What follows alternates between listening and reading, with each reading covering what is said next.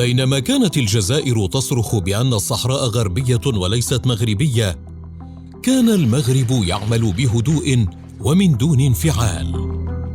فتمخض الصراخ عن لا شيء، وأنجب الصمت عديد الأهداف. الهدف هذه المرة كان بأقدام إنجليزية، حيث أعلنت بريطانيا الاعتراف بمغربية الصحراء لتنضم إلى قائمة الكبار الذين صدقوا رواية الرباط وأسقطوا رواية الجزائر. فما الذي جعل المغرب يكسب العالم بينما بقيت الجزائر تكرر الخطاب نفسه وتخسر الساحة؟ هذه قصة انتصار الدبلوماسية الهادئة على الضجيج السياسي.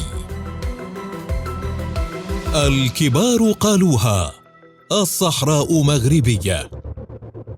في عالم السياسة لا يقاس النجاح بعدد الشعارات، بل بمن يقف